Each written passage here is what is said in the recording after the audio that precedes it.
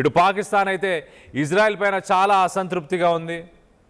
ఇటు ఇరాన్కి సంబంధించిన డెలిగేట్స్ ప్రస్తుతానికి పాకిస్తాన్కి రీచ్ అయిన విజువల్స్ని మనం చూస్తున్నాం. ఇరాన్కి సంబంధించిన పార్లమెంట్ స్పీకర్ అలాగే ఇరాన్కి సంబంధించిన గవర్నమెంట్ ఆఫీషియల్స్ ఇప్పుడు ప్రస్తుతానికి ఇస్లామాబాద్ చేరుకున్నారు.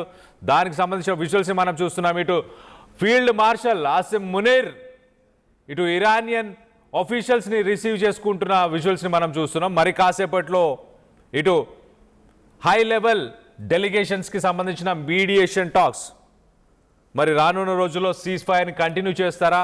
ఇరాన్ 2 కండిషన్స్ని ముందుకు తీసుకొచ్చే ప్రయత్నం చేస్తుంది. మరి ముఖ్యంగా ఇప్పుడున్న సిచ్యువేషన్లో ఇజ్రాయెల్ చేస్తున్న లెబనాన్ పైన ఏదైతే దాడులు చేస్తుందో ఆ దాడులని ఇమీడియట్గా ఆపేయాలి.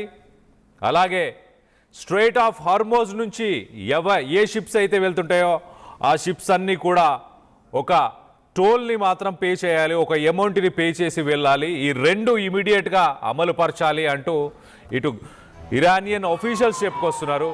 ఇటు ఇరానియన్ ఆఫీషియల్స్ ప్రస్తుతానికి ఇస్లామాబాద్ చేరుకున్నారు.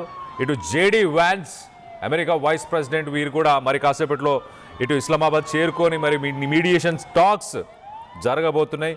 దీనికి సంబంధించి ఒక్కసారి మనం చూస్తే కనుక ఒక పక్కన ఇజ్రాయెల్ లెబనాన్ పైన స్ట్రైక్స్ని కంటిన్యూ చేస్తూనే ఉంది. అమెరికా ఇరాన్కి వార్నింగ్స్ ఇస్తూనే ఉంది. అల్టిమేటమ్ అని చెప్పొచ్చు, వార్నింగ్స్ అని చెప్పొచ్చు. ఒక రకంగా మీడియేషన్ టాక్స్లో కనుక అమెరికా చెప్పిన మాటలు వినకపోతే, అమెరికా తీసుకునే డెసిషన్స్, అమెరికా పెట్టే ఆంక్షలను ఇరాన్ ఒప్పుకోకపోతే కనుక ఖచ్చితంగా షిప్స్ అన్నీ రెడీగా ఉన్నాయి, లోడ్ చేస్తున్నాయి. ఇంకా ప్రపంచంలో ఎప్పుడు చూడని విషయాలు చూస్తారు, ఎప్పుడు వాడని టెక్నాలజీ వాడతాము, అలాంటి టెక్నాలజీ వాడతామంటూ ఇటు ట్రంప్ ఇరాన్ని బెదిరిస్తున్నాడు.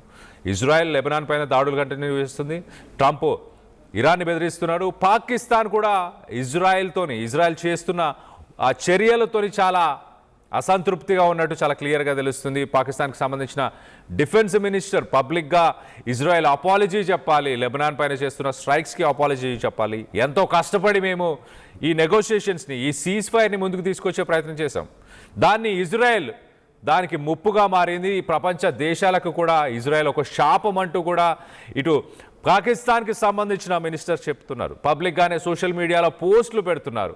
దీనిపైన ఇజ్రాయెల్ చాలా వ్యతిరేకత చూపిస్తుంది. సో మొత్తం మీద మరి రానున్న రోజులు ఏం జరగబోతుంది? అమెరికా మాటలు ఇటు ఇరాన్ వినే పరిస్థితి నెలకొనుందా?